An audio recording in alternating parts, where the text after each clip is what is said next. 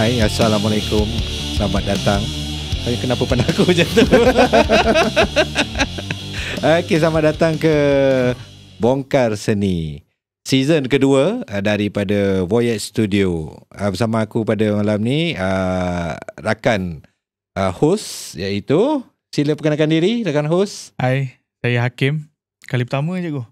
Kali pertama untuk season 2. Gigil juga sebab hari ni kita punya jemputan pun boleh tahan legend juga kan. Ya kan. Jadi Hakim, sila perkenalkan ni. Buat intro sikit. Sebab kau first time kan. Kau lah. Okay, so hari ni kita ada Abang Wan Ermi daripada Kuantan. Dari Kuantan. So boleh abang perkenalkan diri? Janganlah panggil saya legend. Saya bukan legend. Saya orang biasa je. Okay, nama saya Wan Ermi. Okay. Dari Kuantan betul. Awak pun selalu jumpa saya kan? Selalu. Saya sekarang ni banyak follow jugalah yang scene di Kuantan ni. And then yang paling saya nak ucap terima kasih kepada Voyage Studio lah sebab jemput untuk podcast yang kali kedua ni. Okay. Jadi saya dulu main muzik lah, tapi di Kuala Lumpur. Jadi banyak orang kenal saya dulu, kawan-kawan semua dalam sekarang ni diorang nama-nama yang dalam underground scene lah. Saya pun start muzik daripada zaman rock sebenarnya, daripada tahun 80-an lebih lah. Masa tu saya budak sekolah lagi lah. Kan, tingkatan 1, tingkatan 2, tingkatan 3, follow abang kan. Abang-abang saya semua main gitar, abang diri lah kan. Kawan-kawan saya semua kalau dalam grup duduk taman tu semua confirm ada gitar punya. Dalam 80s memang itu budaya dia lah. Jadi daripada situ memang suka muzik. Saya memang suka main gitar. Mak ayah suruh sekolah pun saya kadang-kadang tak pergi. Konteng lah kan macam biasa. Sebab saya minat muzik. Kan macam tu. Jadi lepak memang untuk main muzik. Lepak main muzik je. Dulu tak ada gadget-gadget kan? Tak ada.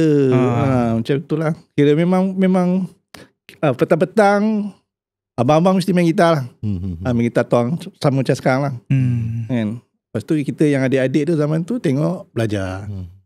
Itu cerita dia. Dan kita difahamkan juga Abang Wan Ermi memang terlahir dalam family penggiat seni juga. Ya, ayah saya ni lah Wan Hanafisul lah kan. Tapi saya kira orang kata darah tak ke mana lah. Tumpahkan. Walaupun saya tak dibesarkan dengan dia sebab dia divorce dengan mak saya daripada saya umur 3 tahun. Tapi orang kata tak lari ke mana lah. Kan? Memang benda tu dah ada darah kat situ. Kesudahannya saya arah muzik juga. Ayah saya sebenarnya musician. Dulu-dulu dia main drum.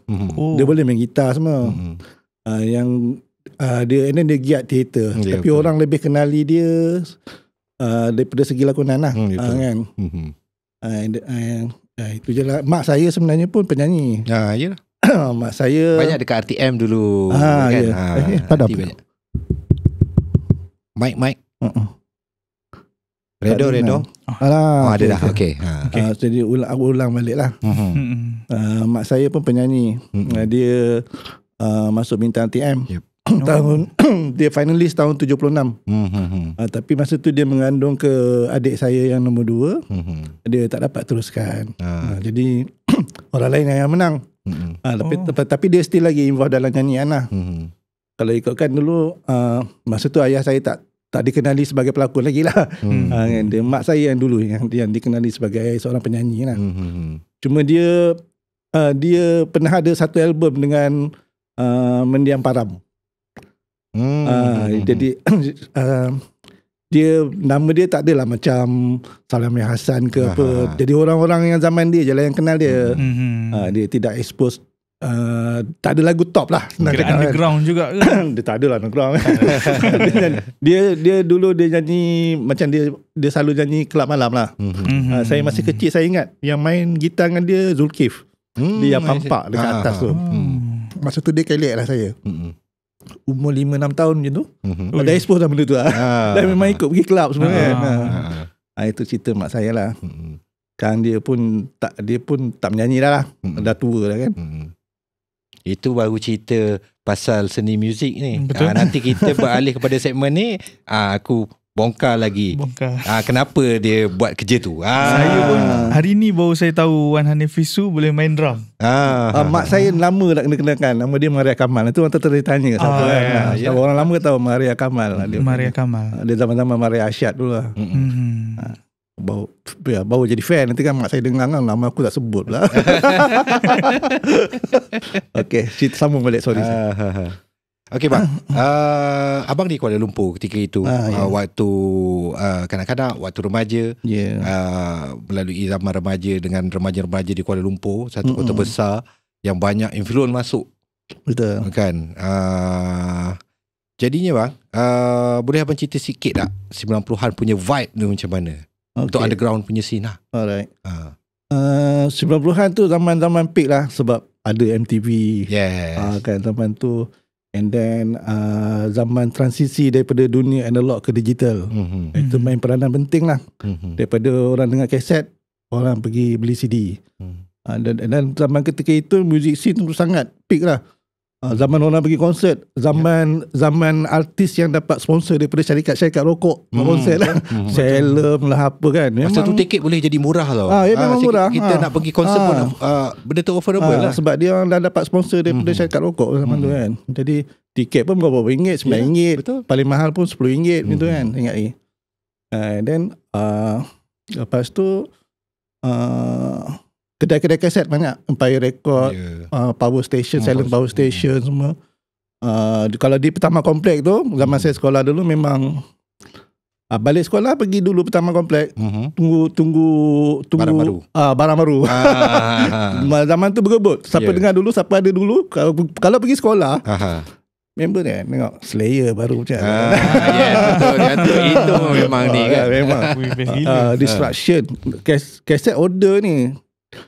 Zaman tu recording company dekat dalam Malaysia punya dia orang tak tahu lagi yang trash ke apa benda ada market. Jadi yang kita yang listener ni kebanyakan order imported cassette lah. Dia bangga lah time tu imported cassette kan dia tak ada screw. Dia tengok dia tengok import flat dia tak ada lubang. Ingat lagi zaman tu kan. And then saya dah lost sikit lah. Nak tanya apa tadi? Tanya vibe 90-an tu. Itu salah satu vibe dia lah. And then pada masa tu pun banyak gig lah. Kira almost setiap minggu. Dan di KL tu ada banyak lokasi yang dia orang buat gig.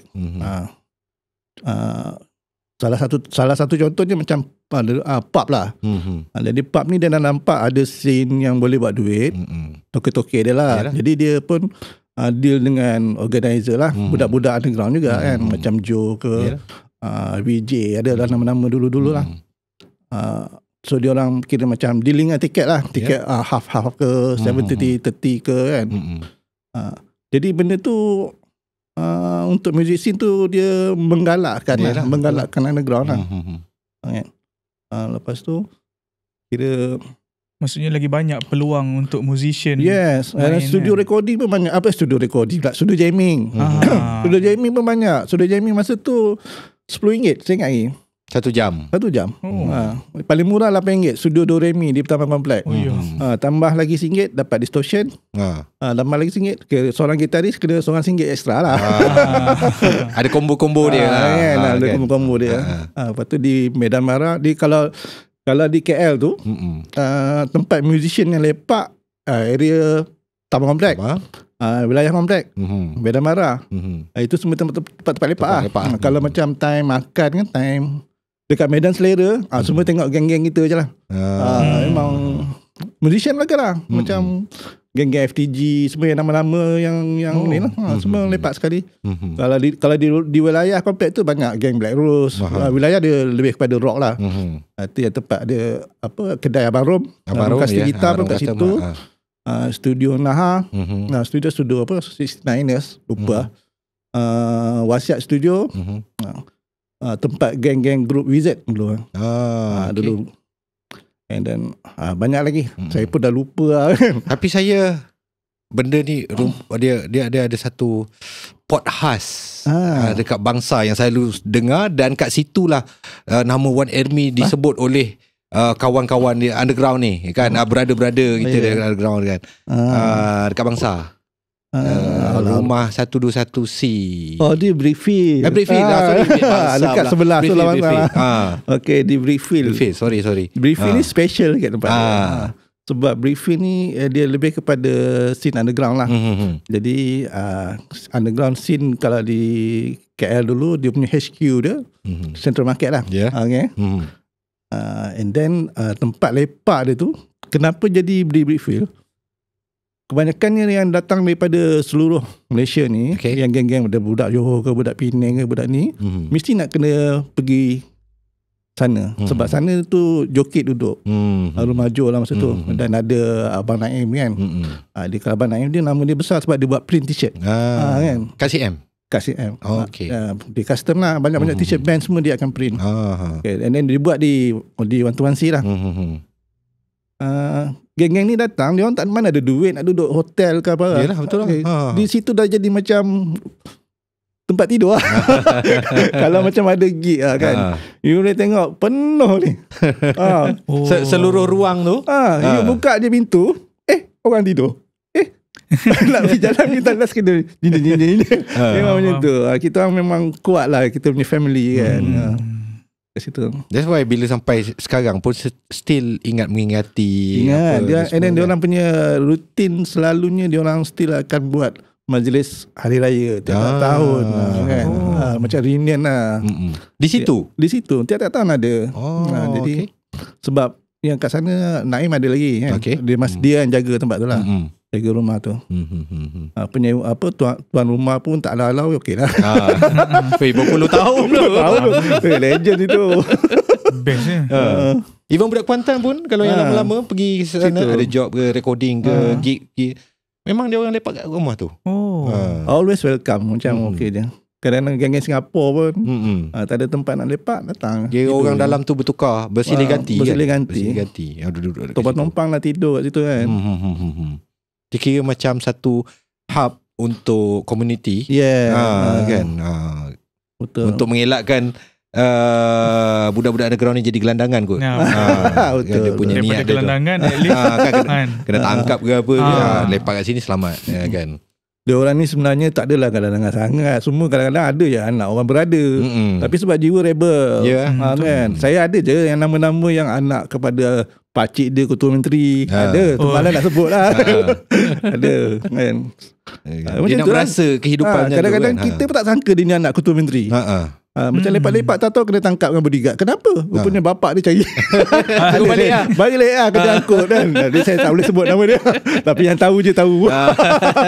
Kita pun tak sangka. Jadi tak semuanya problem. Bukan problem. Dia macam dia bila minat underground music ni, kena kita rasa macam tak semua orang faham.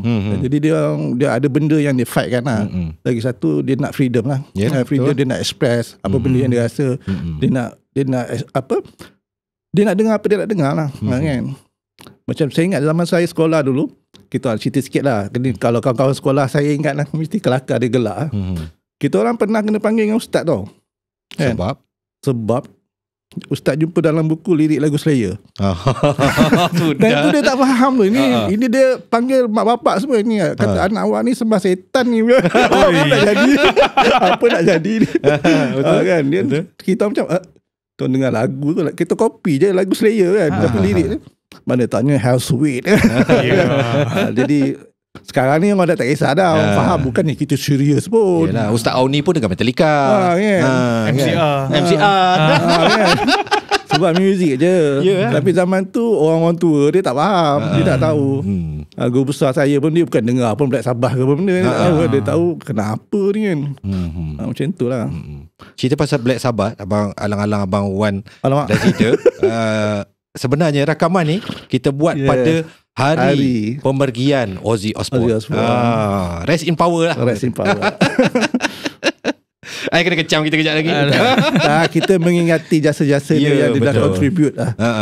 Pada zaman-zaman kita muda, muzik yang dia hidangkan. Dia kira banyak pioneer lah, pioneering kan. style dia menyanyi macam tu, and then kita boleh compare penyanyi-penyanyi yang influence dia. And then style dia macam kan? kan? Tapi dia unik lah. Dia tak ikut trend, tapi dia set up the trend. Kalau ialah kisah dia lagi, kalau tahu pasal kisah dia kan, betul. lagi dahsyat. Kan? Okay. So bila abang start main music tu, genre apa yang menjadikan abang tertarik dengan subculture underground ni? Okay, saya mula-mula start, lah, saya asalnya saya memang rock lah. Sebab saya gitaris kan, saya suka main gitar. Dan gitaris idola saya dulu yang buat sedap gitar, dengar mesti gelak je. Sekarang ni tengah isu lah, Yngwie J. Malmsteen. Memang saya minat dia. Sebab isu dia yang pasal dua gitaris. Walau sebut lah kan. Tapi saya memang minat. Saya memang minat klasikal kan. Muzik klasikal tu saya suka daripada saya kecil lagi kan. And then bila Malmsteen dia keluar, dia dapat bawa macam tu. Ada buah-buah Richie Blackmore, Blackmore semua kan. Tapi dia lagi klasikal kan. And then dah kat situ dah mari dia punya berat dia. Dia ada berat dia situ. Dan dalam jangka masa yang sama saya dengar Iron Maiden juga kan. Iron Maiden pun sampai album yang last dia Seven Sun semua tu kan. Dia dah ada berat dia kat situ dah. Belajar dengar thrash kan. Band yang first saya dengar Slayer lah. Slayer yang banyak buka ruang lah kan. Lain macam ni.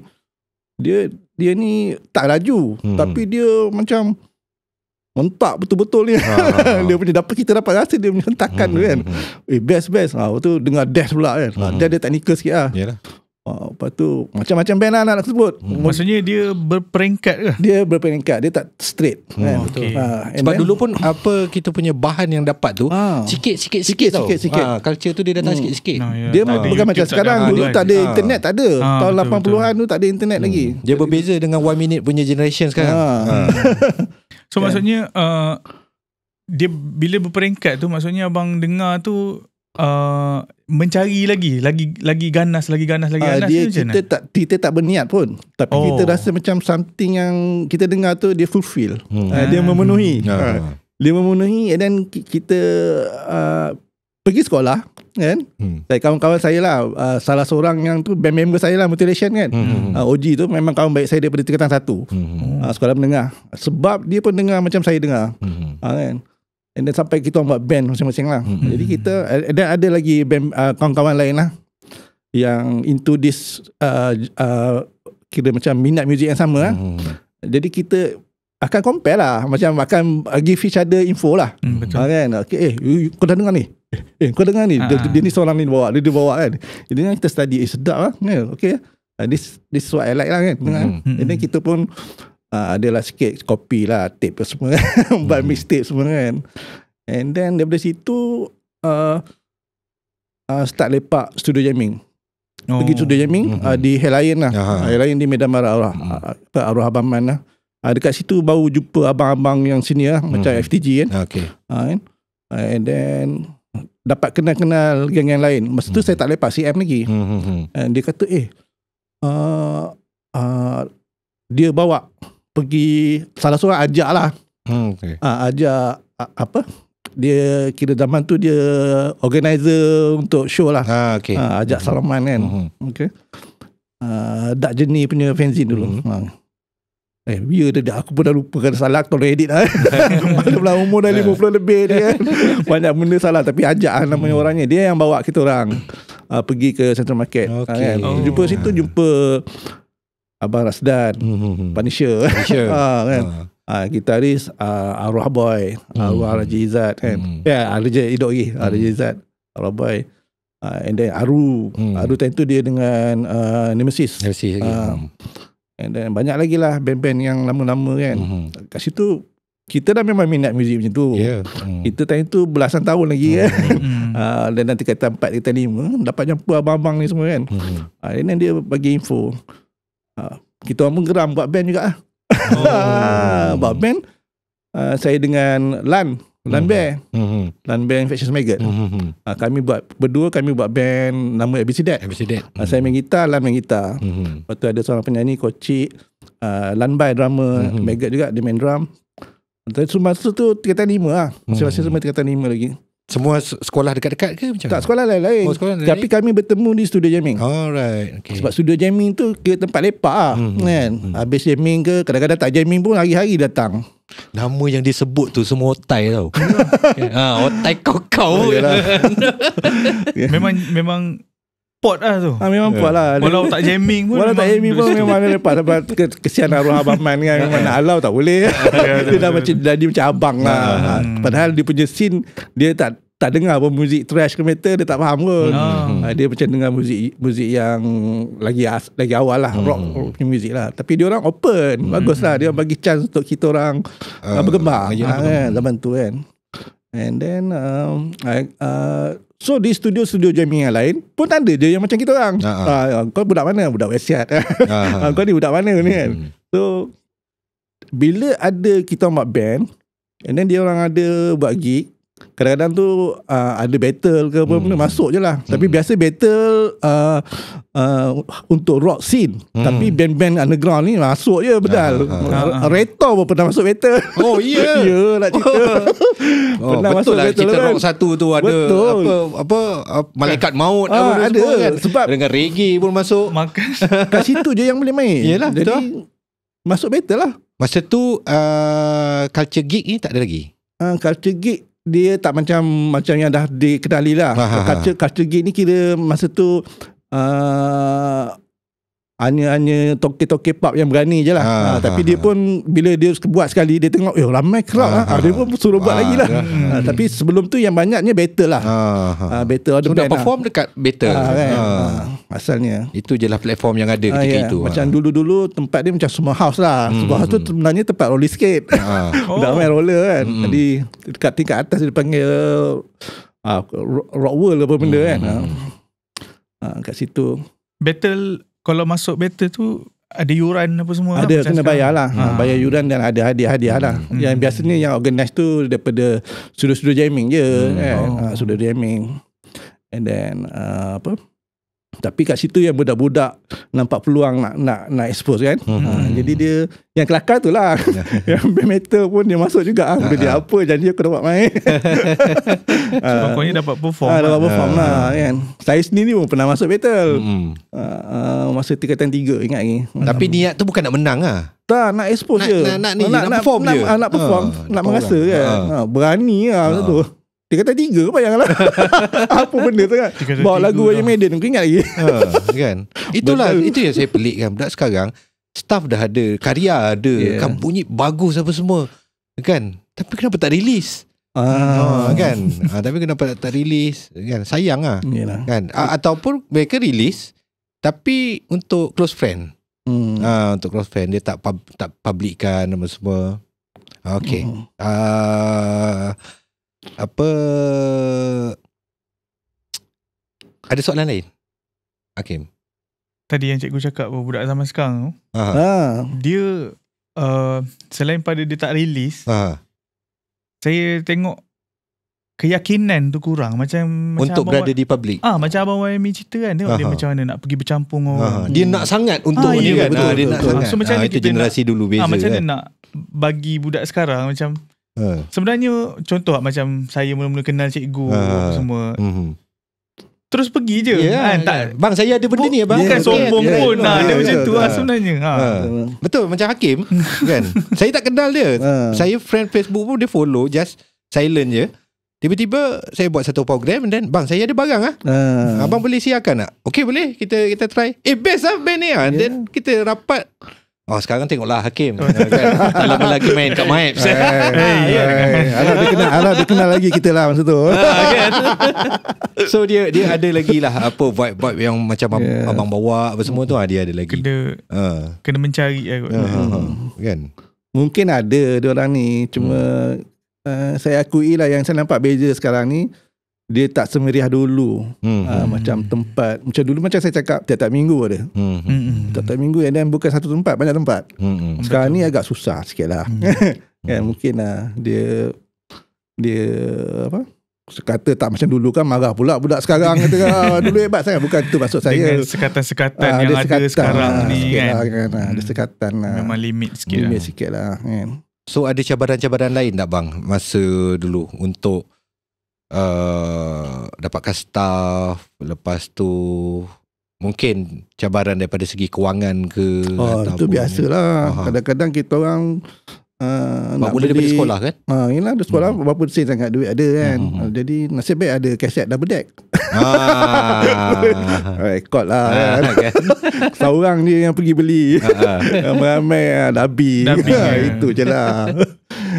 Antara cabaran yang dulu-dulu yang paling saya ni lah, yang saya beza dengan sekarang is info lah. Sekarang ni mudah, okay. Senang sangat nak dapat info. Dulu susah. Dulu terpaksa curi-curi baca di kedai buku. Betul. Nak dapat gitar player ke apa kan. Kalau siapa ada member beli, memang pinjam sama lunyai lah. So dah habis baca dia ni pula, dia pula. Kalau tak ada, kena pergi kedai buku lah. Kadang-kadang sampai orang marah. Itu untung Abang Wan pun ia dah duduk dekat KL pun berasa macam tu. Bayangkan kau bayangkan yang duduk Felda, yang duduk kampung, kena kena seberang sungai, naik rakit, nak pergi pekan, nak dapat macam mana. Kau bayangkan Fikri Yamin daripada Chini.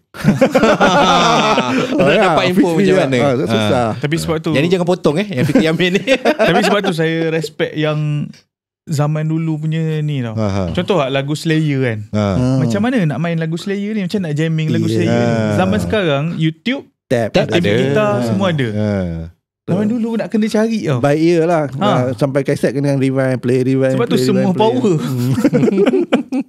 Adalah. Kan kalau kita cakap semua power tu memang betul. Sebab memang kena cari. Memang dia selalu terms creativity dia macam bila ada kesusahan, itu yang best. Kreatif dia jadi lagi best. Sebab kesusahan tu kan, sebab bila kita dengar mudah, macam dia tak berapa nak ni sangat lah. Tak menyengat lah. Tak menyengat. Kalau susah dia akan menyengat. Itulah cerita dia. Okay, so kita berehat untuk segmen yang pertama ni. Alright. Lepas ni kita sambung lagi dan kita kembali untuk segmen yang kedua bersama Abang Wan Ermi. Baik.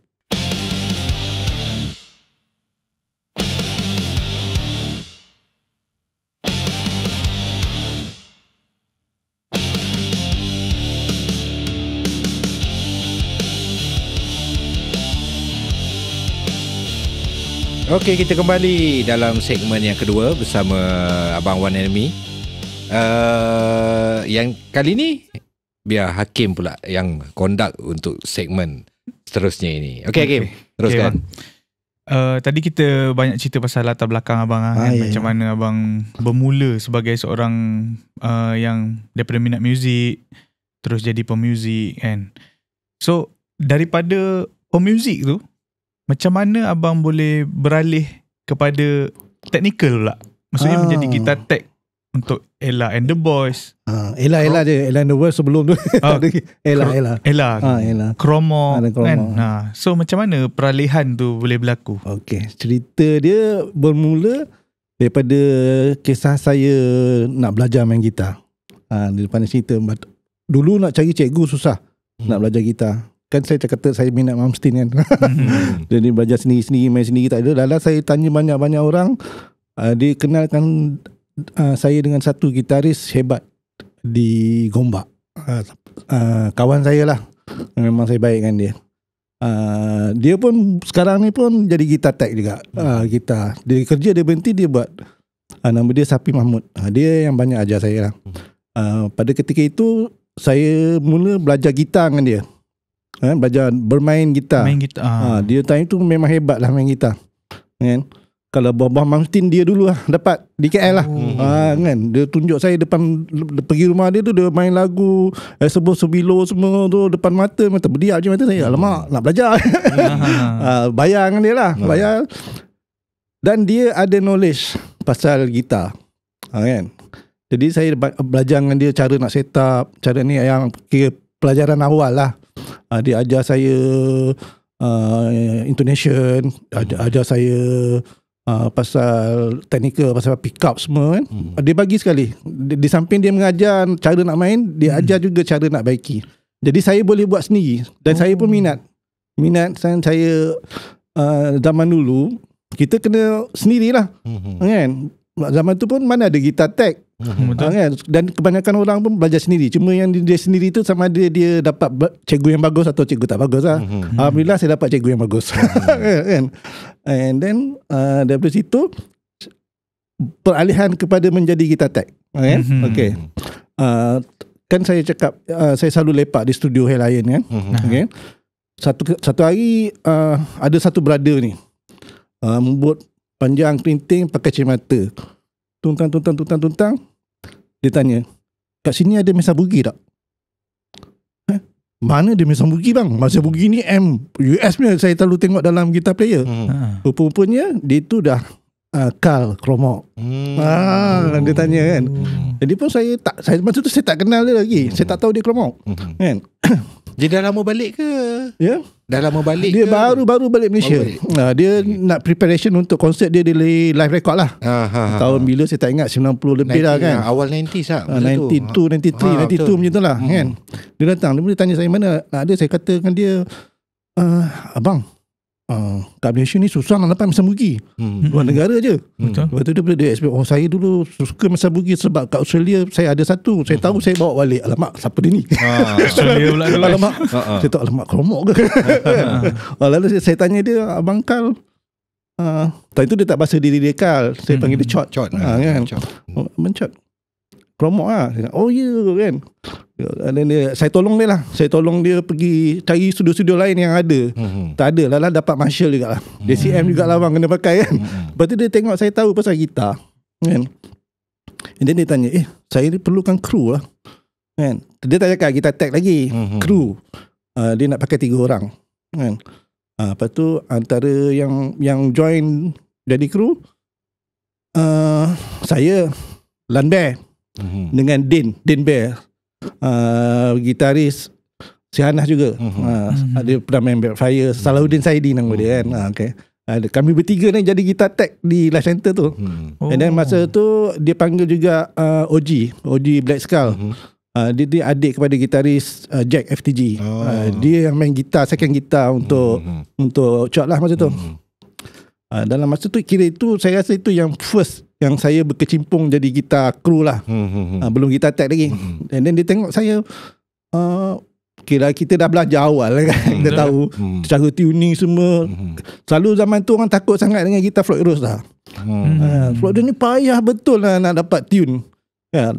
Tapi saya boleh lah sebab saya dah belajar kan. Boleh tahu kan. Maksudnya dia payah nak stay in tune. Stay in tune. Dia tak tahu selok-belok dia lah kan. Tapi saya dah belajar dengan orang, saya belajar dengan Sapi tu, saya boleh buat. Jadi dia macam okey juga dia ni kan. Masa hari kejadian show tu, habis pada show Kromok, ada satu brother pula panggil saya. Kan? Dia panggil saya, nak kerja tak? Kerja apa? Gitar tech. Boleh. Saya suka lah kan. Esok datang office di Ampang kan. Saya datang pergi tengok, ini studio Ella kan. Apa yang panggil saya tu Iqmal lah, manager dia tentu, Iqmal Isham kan. Masa tu macam ya dok ni aku nak kena jadi gitar tech untuk Ella ni kan. Kan. Time tu umur saya awal 20-an lah kan. Okey je. And then dia cakap lah, kenapa saya pilih awak, dia kata. Satu, saya muda kan. Lepas tu saya tengok you punya style, bila show masa konsert Kromok tu, dia ingat lagi kata-kata dia lah. I tengok you tune letak, lepas tu show nak start, you datang balik kat gitar tu, you check balik, tune balik, letak, lepas tu tune balik, letak. Kenapa you banyak kali macam tu? Lalu I explain kat dia, temperature lah. Saya cakap dengan dia sebab cuaca dalam take aircon kan. Dia macam terkejut lah kan. Dia impress lah. Dia macam ni lah saya nak dia kan. Sampai selevel tu kan, zaman tu saya budak lagi, 20-an, awal 21, 20 lah. Jadi kru-kru yang lain tu, Search pun ada kru dia. Dia selalu tengok, dia kata saya tak nampak orang buat kerja macam awak buat kerja. Dia kata macam tu kan. Saya kata saya dah belajar macam tu kan. Dah biasa macam tu. Lagi satu, saya passion pasal gitar. Saya sendiri pun main gitar. Jadi dia macam okay. And then ikutlah dia punya tour. Bayaran dia biasalah zaman dulu kan, tak banyak pun. Tapi kita buat bukan sebab duit lah. Sebab kita pun nak banyak belajar, dapat jumpa dengan technician lain kan. Jadi masa tu Ella dengan Kromok satu label, dia bawa EMI. Jadi konsert dia memang akan seiring. Tour dia macam hari sebelumnya Kromong, hari esoknya Ella. Biasanya pada hari Ella, yang jadi technician untuk Ella, Mizi, arwah Mizi, dia jaga drum. Chot, dia jadi monitor engineer. I see. Sam, dia jaga bass. Kan? Saya jaga gitar lah. Masa tu gitaris untuk Ella? Gitaris untuk Ella masa tu Mangkida lah. Masa saya masuk tu Hillary baru dah kira transition lah, dah tak main. Pasal Hillary masa tu dia dengan WA tak silap kan. Masa Ella dengan WA lah. Masa Ella dengan EMI Mangkida lah. Kan? Album 90 tu kan. Lepas tu kalau konsert Kromok, saya gitar dan adalah 2-3 orang yang Ella punya staff lah. Staff Ella yang makan gaji lah. Macam saya kontrak base lah. Ada show baru ada duit lah kan. Kalau saya tak nak pergi pun tak apa, tapi saya nak je lah kan. Ikut je. Saya bukan kerja tetap lah kan dia kan. Lepas tu bang, sebelum abang sampai dapat benda yang seorang gitar tech yang sampai boleh ada pengalaman sampai macam tu kan. Lepas abang belajar dengan yang dekat Gombak tu. Dia first cikgu saya lah. First cikgu tu. Sebab saya tahu kalau nak edit gitar tech ni dia bukan buku punya base tau. Dia bukannya teori saja. Betul, kena tunjuk. Gitar siapa yang jadi mangsa tu untuk operation. Mostly gitar sendiri lah. Saya mula-mula tingkatan 4 tu saya dah ada gitar elektrik. Kumpul-kumpul duit beli gitar Yamaha satu. Harga 500 je dulu. Beli gitar tu lah saya eksperimen macam-macam. Sampai gitar tu saya buat scallop. Kalau orang kena bass pun saya pernah buat fretless. Sebab minat minat je pasal saya pasti scallop. Saya scallop kan. Pick up pun kalau Mamstein dia suka double stack. Ada sebab double stack dia nak single coil banyak noise, tapi bila you double stacking magnet dia jadi macam noiseless lah. Dia yang design benda tu, baru orang buat noiseless pickup. Orang nak tahu lah kisah Mamstein ni. Saya bukannya idolize dia sebab dia main gitar je. Dia punya knowledge pasal gitar tinggi sebenarnya. Saintis juga. Dia saintis. Dia sama-sama level Van Halen lah. Van Halen pun sama macam tu. Dia sendiri, gitar dia sendiri buat. Dia tak bagi orang lain buat. Dia sendiri pun gitar tech, dia sendiri eksperimen gitar dia. Mamstein pun macam tu. Dia sendiri scallop tu. Lop dalam kan. Dia itulah gitaris bagi saya. Yang gitaris yang saya minat lebih kurang macam tu lah. Sepatutnya gitaris macam tu lah. Barang dia sendiri yang dia beggar sendiri kan. Betul. Dia passion dia. Jadi apa soalan tadi? Tu pasal gitar yang abang operate lah. Okay. Gitar sendiri ya. Gitar sendiri dan gitar kawan-kawan pun ada. Ada. Yang mesti kawan-kawan hantar kan. Hantar buat kan. Buat wiring pelik-pelik ke apa benda. Buat je. Benda tu saya anggap cabaran lah. Kan? Cerita pasal cabaran bang. Apa pengalaman yang paling abang tak lupa lah sepanjang abang tak kira lah pengalaman best ke tak best ke, tapi abang memang ingat sampai sekarang sepanjang abang jadi gitar tech untuk Ella dan juga Kromok. Kau terosakkan ke? Mangkidal punya ni kan? Mangkidal saya tak ada masalah dengan dia. Orang pun terkejut. Mangkidal ni cerewet. Kan? Tapi masa saya kerja dengan dia tu, orang terkejut. Mangkidal boleh bagi gitar dia bawa balik rumah. Bawa balik rumah buat. Ya, orang terkejut kan. Kenapa selalu macam Mangkidal jarang nak bagi gitar. Mangkidal ni very fussy lah kan. Dia disiplin sebenarnya. Betul. Kalau pergi konsert pun dalam bas, orang pergi makan dia praktis je kerja dia kan. Dan benda yang paling saya ingat lah, bukan benda sedih ke benda apa, benda saya ingat macam beraninya saya tanya dia. Ada satu benda sampai sekarang kalau dia ingat lagi lah. Saya mula-mula saya memang minat dia kan. First time hari saya jumpa dia nak pergi konsert tu dalam bas, saya boleh tanya dia, bang, kenapa lagu Left Handed abang solo macam Iron Maiden? Apa tanya? Berani dia tanya. Dia terkedu. Dia masa tu nama dah top. Aku macam fikir balik, berani aku tanya macam tu. Budak betul lah. Memang soalan berani mati lah. Tapi dia relax. Dia tak marah, tak apa kan. Dia respect tu question lah. Dia kata Wan kan, Sama abang memang benda macam tu biasa lah. Okay, wah. Memang macam dulu biasa. Sekarang kan mana boleh ni gitaris ni clone, gitaris tu clone kan, kena kejam kan. Betul. Kalau fikir kan lagu Left Handed memang ada riff Iron Maiden kan. Solo pun sama kan. Saya pergi tanya dia pula. Fikir balik rumah dah habis tu, fikir kenapa lagu pergi tanya. Itu ada benda yang saya ingat lah, benda kelakar lah kan. Ya, dengan seorang legend pula tu. Dengan seorang legend kan. Aku boleh tanya soalan itu. Silap-silap kau budak apa tahu. Nasib baik dia okey dengan saya. Kalau orang lain memang dah kena palau lah kan. Tapi nasib baik dia tak jawab Iron Maiden tidur saya. Lagi bincang. Aduh. Lepas tu ada beza tak bang jaga metal punya macam kromok punya dengan Ella yang pop rock punya? Beza. Beza sangat lah. Dari segi apa, kromok best lah. Dia punya band member semua kawan-kawan lah. Saya sedar, saya masa kerja tu ibarat macam kita kalau sekarang ni ada budak baru, umur 20-an tu, zaman tu kira awal lah kan. Tapi dia orang okey. Dia orang treatment dia orang pada saya tu okey. Dia banyak bagi ilmu. Macam Chot banyak bagi saya ilmu pasal audio engineering lah. Dia audio engineers, dia lepasan daripada Australia kan. Kalau bahagian technical dia banyak tahulah. Dia pasal effect rack ke racking effect, saya banyak belajar dengan dia jugalah. Zaman dulu rack bukan macam Multi-Effect sekarang ni. Dia Stormbox dah tak pakai dah. Kat zaman tu boss pedal untuk biasa-biasa. Tapi kalau pro musician semua banyak racking lah. Tapi TIS lah tinggi dia kan. Jadi racking tu dia punya patch dia tu bukan semua orang boleh buat lah. Nak hilangkan dia punya noise cara dia kan. Yang bestnya dia Chot, dia punya style racking dia lain. Sebab dia ada mixer. Itu saya ingat. Orang lain punya daisy chain lah. In out.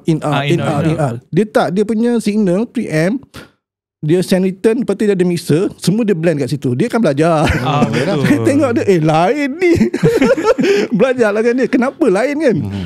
Dia explain lah. Kalau macam Joe Wings punya lain. Daripada kat situ, racking dia saya banyak kenal brand-brand yang time tu tak masuk Malaysia lagi. Macam ADA tu biasalah. ADA baru masuk kan. Macam dia dah pakai Rocktron pun kan. Lama tu Rocktron macam wow kan. Banyak benda-benda yang pelik lah. Benda luar kan. Benda luar, yes, datang. And then ada kejadian kalau di Ella tu pernah terbakar pun ada. Khalid Mobin punya. Tengah-tengah show berasap. Terbakar dia punya effect racking. Ambil fire extinguisher lah. Tengah-tengah main. Dah itu dah. Kita panggil dulu ni efek besar reban. Memang betul besar. Jadi yang nak mengangkatnya ni lah, dengan badan ni kecil ku kering tu. Allah nak patah pinggang. Oi, berat tu. Tinggi-tinggi ni lah kan. Yalah. Benda satu yang berat power amp lah. Power amp dia yang mana yang kalau pakai Marshall je lah, head dia kat luar. Macam yang pakai VHT kan, head kat dalam. Nak jadi Steve Vai pasal lah beli VHT kan. Masa tu tube ke IC? Tube lagi lagi berat lah. Itu yang terbakar tu. Power amp dia tak pakai solid state lah. Solid state zaman tu second choice lah, sebab solid state tu option untuk budget, untuk murah. Kalau yang betul-betul tube lah, tapi mahal lah kan? Tapi mahal dulu, tak semahal sekarang. Sekarang lagi mahal. Dulu macam JCM dulu 1,000 lebih je kan? Sekarang berapa? 7-8 ribu. Mesti confirm kan? Makin panas makin sedap. Makin panas makin sedap. Ya, terbakar. Pakai dah power conditioner ni, terbakar juga kan? Teruk. Itulah. Ada lagi? On je. Kemahiran yang sepatutnya ada dalam untuk menjadi seorang guitar tech. Kalau macam contoh abang dulu kan, abang rasa kalau contoh orang sekarang nak jadi guitar tech, apa yang sepatutnya yang dia ada selain daripada kepandaian buat tu? So dari segi mental ke macam mana? Satu benda, dia apa-apa kerja pun lah, apa-apa kerja pun dia nak kena cerewet kat diri sendiri lah. Kan? Kita buat kerja, selagi kita tak pandai, kita belajar. Buat sampai jadi. Itu satu. Dia more into semangat lah kan. Kita nak kena dapatkan dia. Macam saya pun belajar gitu juga kan. Ada buat gitar ni dia ada stages dia. Ada yang daripada benda simple sampai benda rumit. Dan sekarang ni ada banyak juga benda yang saya tak tahu. Tapi benda yang tak tahu tu macam akustik gitar lah. Akustik gitar saya buat basic je. Saya pun tak nak belajar nak buat sampai bracing kat dalam benda kan. Sebab satu saya fikir saya bukannya akustik gitar player. Saya electric gitar, buat apa saya nak tahu kan. Benda-benda itulah. And then daripada segi kayu-kayu tu knowledge nak kena ada lah. Yang paling penting sekali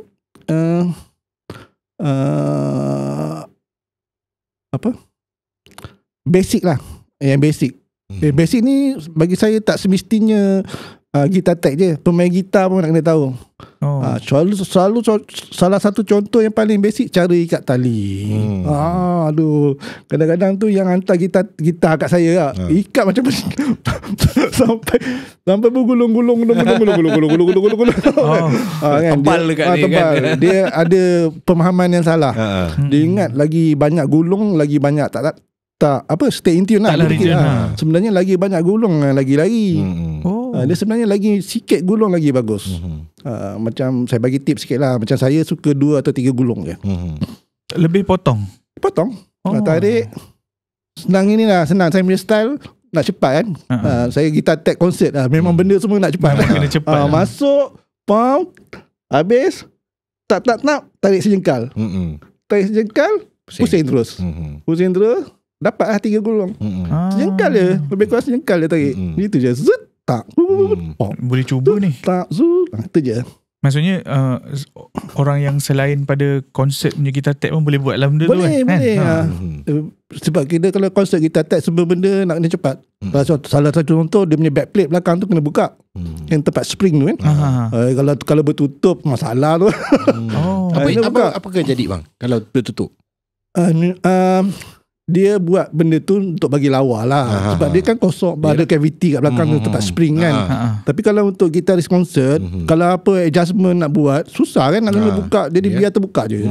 Biar terbuka, kita senang nak access dia punya spring ke, tali senang nak masukkan. Kan? Cuma nampak macam tak lawa lah.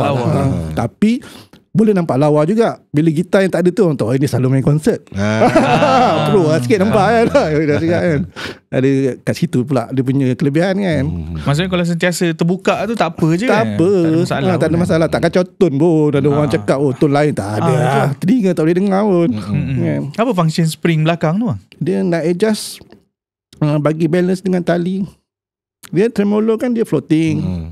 Jadi kalau tak ada spring tu, dia tali tarik, tak ada orang nak menahan. Jadi bila ada spring tu, dia boleh tahan lah.